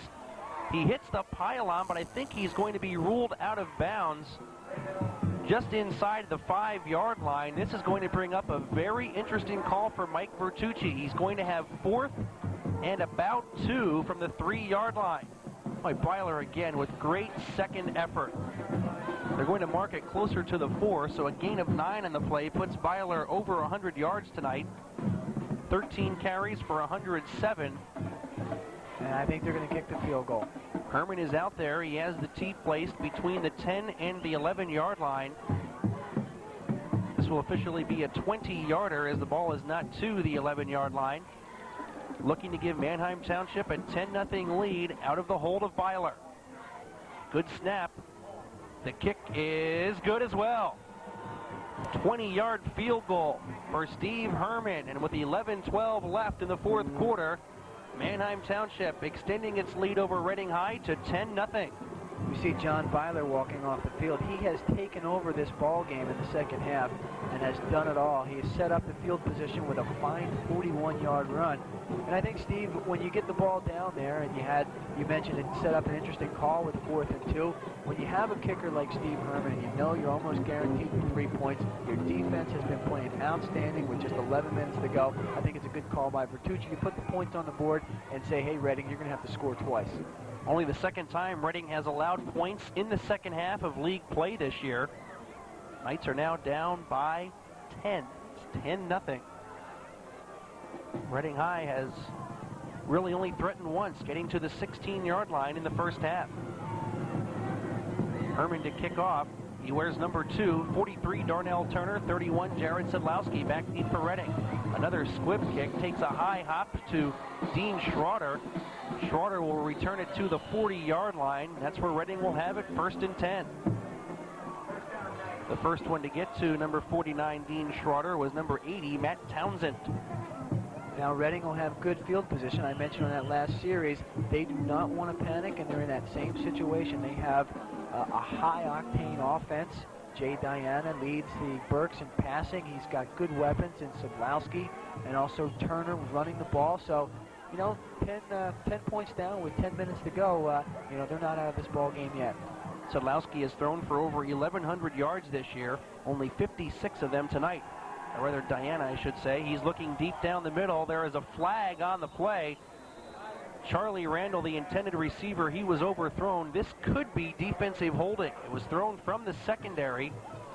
Randall was off balance as he was trying to make the catch, and this is going to go against Manheim Township. As you see the Red Knights applauding the call, it looks like somebody tied up Randall across the middle. Coming across the middle, Randall did have some contact. He was able to spin off of that. But when that gets beyond 5 yards, that's a no-no. Reading High has had some problems with big penalties this year, and we saw 2 15-yarders early, but to the Knights' credit, they have done a good job staying away from the free yardage. Meanwhile, Manheim Township has been the one that has picked up quite a few penalties. This will be a 10-yard penalty, and it will give Reading a 1st down at midfield. Still 10:38 to play in the ball game. Knights down by 10. 1st down. So Reading High getting a break on 1st down. The Knights have Darnell Turner in the ball game. He is split in the backfield with number 36, Benjamin Alexander. Diana calling the play at the line of scrimmage. He's going to look for Sedlowski, and he has him for a gain of about 5 to the 45-yard line. Sedlowski's 2nd catch of the night and his 34th of the season. And that is one of the few balls that we've seen tonight thrown underneath the coverage. And you can see that was a successful play. He came up and posed for that timing pattern on the sideline and instead hit Sedlowski underneath. And that's something that could be very effective against this Manheim club that's used to that deep coverage. 10:05 to play fourth quarter, 2nd and 5 for the Knights at the Manheim Township 45-yard line. Diana again will call the play at the line of scrimmage. Play action, looking for Sedlowski again. This time the throw is low. Sedlowski was open at the 30-yard line, but the ball was underthrown. It'll be 3rd down and 5. Yeah, the ball was definitely underthrown, and I got to think in this situation now when you have the talent on the side of Reading, Diana, and able to hit Sedlowski, and also Charlie Randall coming in, he may want to be forcing some plays to the same side that both of those players are lining up. That time he faked to the one side, which left him with only the one target to the other side. Diana, 1 for his last 7, faces a 3rd down and 5. Randall to the right, Sedlowski out to the left.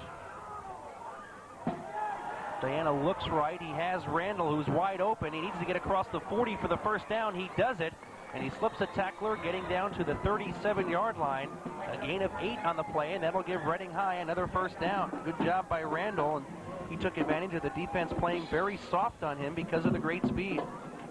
That's exactly what happened. Also, with that 10-point lead, the coverage for Manheim tends to slip back a little bit more, and Randall's smart enough to run the pattern to get the first down. Randall's 3rd catch of the game. He now has 30 on the season.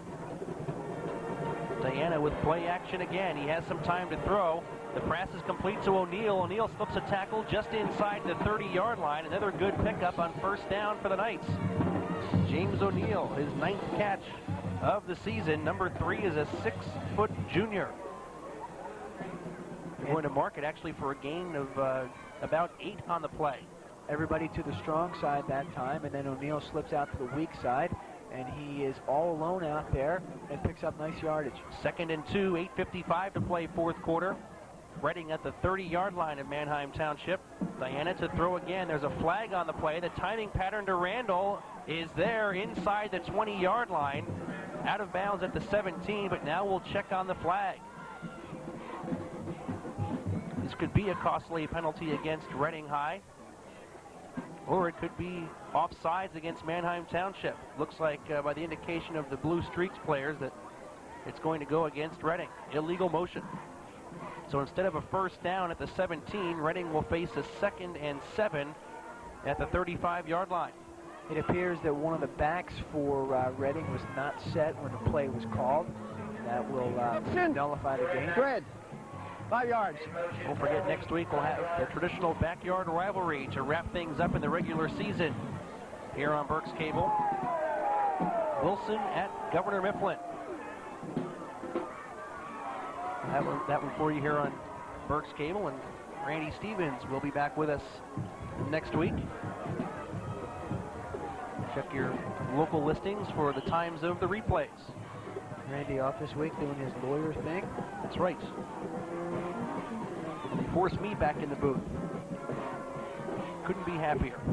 2nd and 7, Diana to throw again. Lots of time to look over the whole field. Now he's under some pressure. He is going to keep the football. Tries to break a tackle. He does. He's near the first down marker. A flag on the play as Diana is wrestled out of bounds, and that is in the area where you'd see a face mask. And the way he was brought down, maybe a 15-yard face mask. Another nice play by Diana, and that's exactly what it is, Steve. It is the face mask. Diana picked up about 6 on the play, but the yardage on the face mask will give Reading High a first down. Well, credit the offensive line with that gainer because... Face mask, defense, half the distance. Half the distance to the goal line. Will put the ball at the 14-yard line, 1st and 10 for the Red Knights. Here's a look at it again. Right there as he goes out of bounds, you'll see the head quickly get jerked down as number 44 converges in on the play. And it looks like a little extracurricular activity to try to drag him out of bounds right there. as Anderson comes over to make the play and just twists the head down a little bit, and that is a big, big penalty. 8.5 to play, 1st and 10 at the 14. Diana, play action again. He's under pressure once again, scrambles left side, has some room. He needs a block or two. He doesn't get it, but down to the 6-yard line as Diana flying through the air before he was hit by number 56, Lorne Freund. A pickup of 8 on the play, 2nd down and 2.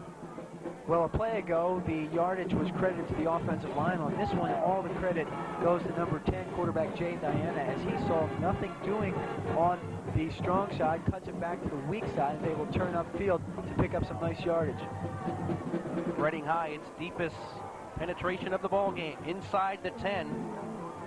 The Knights trail by 10 with 7:50 to play in the game. Diana, play action, looks into the end zone. Sedlowski for a touchdown. Touchdown number 11 for Jared Sedlowski. Touchdown pass number 20 for Jay Diana, and the Knights are on the scoreboard.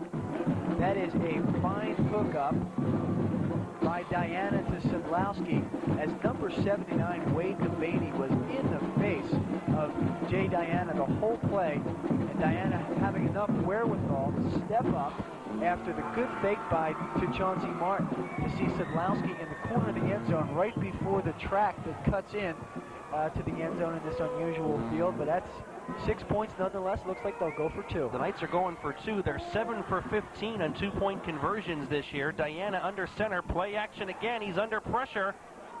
Does not get tackled. He's going to run it, and he's in for the 2-point conversion. Wow. Boy, he lost pads along the way. He nearly went down, and he still manages to get into the end zone, and now Reading High a field goal away from taking a lead. What an effort by Jay Diana. I was listening for a whistle. I thought maybe the referee was going to say his forward progress was stopped. The whistle did not come, and Diana scrambles into the end zone. It's now 10-8 Manheim Township. Let's see that touchdown, not the 2-point conversion the first time. Actually, it was an identical play, but this time there was a receiver open, and Diana able to thread the needle between the 2 defenders, and touchdown number 11 for Jared Sedlowski, the junior, number 31. Sedlowski leads the Lancaster Lebanon League Section 1 in scoring. He now has 48 points, 8 touchdowns on the year. And Reading High trails by 2, still 7:43 to play in the game. Number 22, Jason Klein, will tee it up for the Red Knights. Number 27, John Byler, the deep man for Manheim Township. He is inside the 10. At the 20-yard line is number 30, Lamar Bailey, along with number 32, Scott Graybill. Now it's up to the defense to get the ball back for the Knights. Klein with a good kick at the 10-yard line. This is Byler. Byler with a seam up the middle. A 20-yard return to the 30-yard line. Number 3, James O'Neill. Number 2, Reginald Hardy in on the hit. 1st and 10 for the Blue Streaks at their own 30-yard line with 7:35 to play in the ball game. Boy, what a good game we have brewing here. And Jay Diana on that last series just showed tremendous amount of poise, especially after Jet Johnson called almost the identical play, a play-action pass to Chauncey Martin. But this time, the first time a touchdown run, they go through the air. The second time, he stands in there and takes a couple of hits and gets a very important 2-point conversion. Each team with a turnover in this ball game. The Knights looking for another one. Byler pitches left side. This is Bailey, who picks up a couple to the 32-yard line. And a lot of these players going both ways, Steve, offense and defense. And after you have a tremendous offensive series and then are able to go back there on defense, they are really pumped up right now. 2nd and 8 for Manheim Township at its own 32-yard line. The clock is running with 6:45 left in the game. Byler has rushed for 107 yards tonight. He has scored the Manheim Township touchdown. This time to Anderson, who barrels across the 35 to the 36-yard line. That'll bring up a 3rd down and 4. And Coach Mike Bertucci would love nothing more right now than about a 5-minute, 60-yard scoring drive to put Reading out of the ball game. But right now, that defense has got to be saying, we got to get the ball back in the hands of our offensive players. There have been a lot of big plays in this game, none bigger than this one right here. 3rd down and 4. The Knights need to hold to force a punt. Anderson, the single setback. Byler will run the option right. He tries to get to the 40-yard line. The second effort is going to make it very close. And by the spot of the football by the official, he will not have the first down. He is going to be about a half-yard short. They're saying the knee was down before he was able to reach across the 40-yard line. And now, big decision time for Mike Bertucci, and he may end up taking a timeout here to think about this one. Wow, that was, you know, these referees have called a very, very good game all night. There's been a lot of penalties, a lot of sloppy play on both sides, and the ref has done a great job. They're going to have to call a timeout here because they're just scrambling around here trying to get the right personnel on the field, and there is the timeout. It'll be 4th down and about a foot just inside the Manheim Township 40-yard line with 5:24 left in the game. Okay, Coach Welsh, what do you do?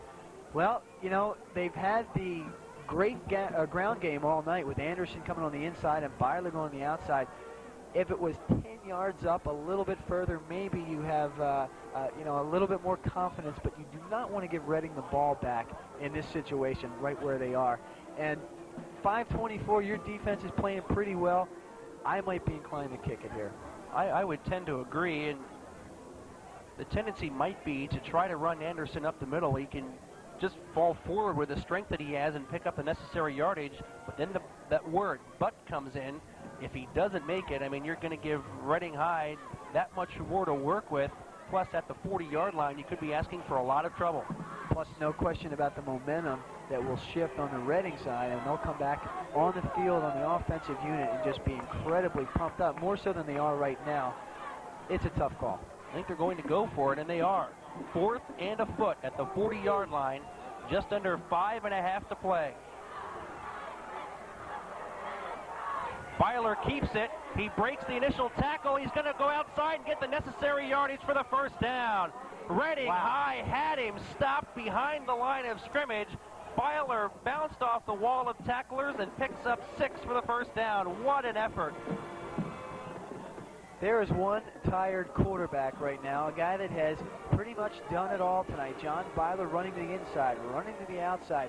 Talk about second effort when we see the replay here. Tries to go right up the middle and is stoned. No gain right there, and he has to turn it upfield to the outside, gets a little bit of pressure from the linebacker, but is able to push it up for the big gain, and that is a huge play. What a surge by nose guard Derlin Rios, number 79, and defensive tackle 59, Steve Walls. I mean, they had Byler stopped cold in the backfield, but they didn't put him on the ground. And Manheim Township, a new series of downs, 1st and 10 at its own 46-yard line with 5:17 left in the game. Byler pitches to Bailey. Bailey, a short gain on the right side. He is wrapped up quickly, picks up about 2 on the play. It'll be 2nd down and 8. Manheim Township keep the ball on the ground. Well, you have Anderson, Bailey, and Grable to do it, and they've been doing it all night. When you have that mix back there, it gives you a little bit to play with, but the most effective play of the evening has been quarterback John Byler, who has shown just incredible running ability to the outside. That last tackle made by Reading's fine linebacker, number 49, Dean Schroeder, 5'9" senior. Byler will run the option again. He'll keep it across midfield to the 48-yard line of the Red Knights. He picks up about 4 on the play, and here's another key 3rd down and 4. 120 yards rushing for Byler unofficially on 16 carries. Now they're going to mark it back at the 49-yard line, so chop a yard off that total and call it 3rd and 5. 3rd and 5, and one thing that Manheim has not done this evening is thrown underneath the coverage, and not that they're going to try to bust one here. I look for them to stay on the ground once again. Byler fakes the handoff. He rolls left side. There's a flag on the play. He is stopped short of the first down. We'll see what the flag is. Number 69 for Reading, Robert Stutzman, is saying holding on Manheim Township. And I believe that's going to be the call. Byler was held to a gain of 1, which would bring up a 4th down and 3. The Knights could take the holding penalty. Now, the flag is supposed to be where the infraction occurred, which is the 45-yard line. I take this penalty because you pick up an extra 10 from there. 10-yard penalty. It's going to make it 3rd and 21 from the 35-yard line. And that's exactly what Reading will do. So they will take the penalty. The ball goes back to the 35-yard line. 3:57 left in the ball game. Reading High, even though it allows Manheim Township to run off another play or two, picks up some good field position. The Knights may think about using some timeouts on defense here. Yeah, that's the situation where they trade 10 yards for about, trade 30 seconds for about 10 yards. And now another flag as the tight end, number 85, Mike Iaquinta, came out of the three-point stance too early, and this will cost Manheim Township 5 more yards, moving the ball back to the 30-yard line. 3:40 to play in the ball game. 3rd and 26 for Manheim Township. Offense. They've lost 15 yards on 2 plays, and as they keep going back and back, you got to realize that those are big yards because you don't have to get them on the other side when Reading does eventually take over. But the clock starts again, and Manheim Township able to run another 15 to 20 seconds off. Reading High may want to think about a timeout here. Byler is going to throw the football. Great coverage by the Red Knights. Byler under pressure, scrambles away from that pressure. And the pass is knocked down by number 12, Joseph Benton. Great pressure applied that time by the Red Knights. Number 64, David Smith, and number 69, Robert Stutzman. 4th down for Manheim Township. Clock stopped with 3:15 left to play.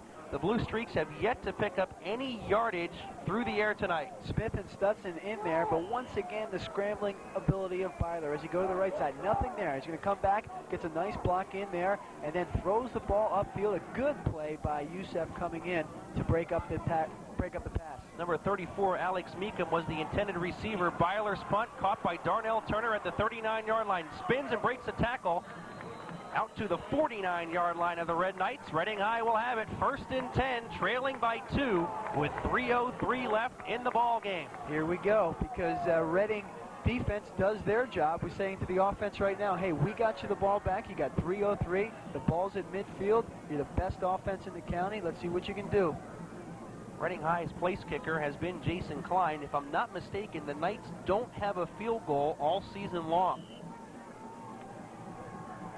Memory serves correctly. It could be wrong. They need 3 here to take the lead. Clock running, 2:55 to play. Diana fakes to Turner. He's got to scramble away from pressure from Groff. Pass is complete. That is to number 22, Jason Klein, and we have a Red Knight injured at the 35-yard line. Jared Sedlowski is slow in getting up. Gain of 7 on the play to Klein for Jason Klein. That is catch number 10 on the year. 2nd and 3 for the Knights. A good call to go underneath the coverage. You'll see the secondary of Manheim as they are definitely protecting that end zone. They don't want to get burned deep, but then again, they don't want to put them in any field goal range. Can't really play the prevent here. You're asking for some trouble because you allow them to get into field goal range. 2:10 to play in the ball game. Diana has Randall to the left. He'll go to Turner. Turner has 1st down yardage to the 40. He gains 4 on the play, and that'll give the Knights a 1st and 10 with 1:55 to play. The referees haven't stopped the clock yet. They should here to move the chains, and they do. And on that tackle for Manheim, number 79, Wade Devaney, he has done it both ways tonight, offensively and defensively. He has played a fine ball game. Good job by the Knights. They're getting right up to the line of scrimmage that when the chains are set, they can snap the football. 1:50 to play, clock running. 1st and 10 at the 40-yard line. It's 10-8 Manheim Township. Diana will look left for O'Neill. He has it. He needs to get out of bounds, and he does. Rather, that's Sedlowski, number 31. Jared picks up 9 on the play. It'll be 2nd down and 1. And a smart play by Sedlowski to get out of bounds afterwards. He turned it upfield for a second, saw there was nothing there, and then got out of bounds to stop the clock. After going 1 for 7 at one stretch, Diana has completed 4 straight passes. 2nd and 1 for the Knights at their 31-yard line, the Manheim Township 31-yard line. 1:40 left to play. Look out for Turner here. It's on a wing left. Alexander move, the fullback, but he can't. Now confusion. Diana runs into Alexander. Jay still gets first down yardage across the 30, down near the 25.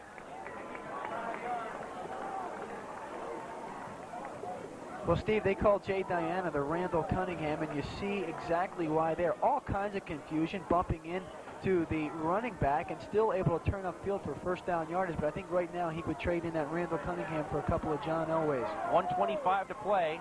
10-8 Manheim Township. Diana picked up 5. First and 10 at the 26-yard line. The fullback Alexander moved, but he can move. He can go in motion. And he was able to get set for the necessary time. Diana looks for O'Neill. He has him complete. He turns the corner to the 5. Touchdown, Red Knights.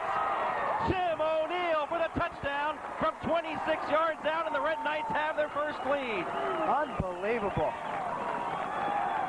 That play was so slow in developing as you saw Diana go back and fake the handoff, and once again they send one guy out to the weak side of the field and he grabs the ball. Real slow in developing as you see the sloppy track once again, fake the handoff, and one guy out there, he beats the coverage and turns it upfield, and that apparently, well, could be the game winner. That was Grable, who could not catch up to the receiver, but what a great job by Diana. Maybe we'll get a chance to look at it again. He looked off his primary receiver. It looked like he was looking for Charlie Randall to the left, saw he was covered, came back to the secondary receiver, O'Neill, who was open. The Knights will go for 2. Diana into the end zone, caught by Klein for the 2-point conversion. And the Knights are up 16-10 with 1:07 to play in the ball game. What a comeback by the Knights. And again, they have been a second-half team all year, and they are doing it again tonight. And credit the incredible poise once again to a lot of the seniors that are out there, and also the junior Jason Klein. They are so successful in that 2-point conversion because they run that run pass, and they have so many different options. Diana can run with the balls. We saw earlier when all the receivers were covered and punching in. This time he's got a man wide open, and Klein hauls it in with a fine catch, and that puts them up 15-10 with just over a minute to play. 16-10 with the 2-point conversion. Oh, there you go. Jason Klein will tee it up. Reading High 2 for 2 in 2-point conversions. Klein made a great adjustment in the air to make that catch. And now the Blue Streaks will have to do something they haven't done all night, and that is move the ball through the air. Just over a minute left. Byler back deep for Manheim Township. Klein will squib it up the middle. Jason Anderson fields it at the 30-yard line. He is hit head on and dropped at the 37-yard line. A great open field tackle by Carlton Hayden, who, let's just say, is giving up quite a bit of weight to Anderson. How about 60 pounds?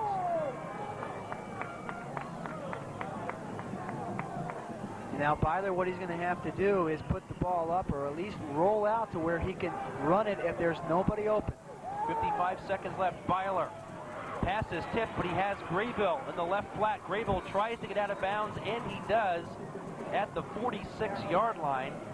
He picks up 8 on the play. 2nd down and 2 with 50 seconds left. The Knights coming from behind, lead 16-10. You'll see Reading slip back a little bit into that prevent defense. They bring some speed burners in. Number 1 is Charlie Randall. He's checking in. He's going to be the guy standing all the way back. Byler again, short pattern. Meekum in the right flat is hit. He has first down yardage at the 49-yard line. Benton and Schroeder in on the hits. The clock will stop as they move the chains, and Manheim Township will also take a timeout with 41 seconds to play. The ball is at midfield. That's how far Manheim Township has to go to tie the game. And then, if they score, the point after. Well, Benton is playing himself a fine second half. He's the one that came in and broke up the play that almost went for an interception a few possessions ago, and Yusef Benton that time coming up with a big tackle, and what that does is force the clock to stop, and by the timeout, and not being able to get to the outside for the clock to stop with the completion of the outside. Byler scored the game's first touchdown with 14 seconds left in the first half.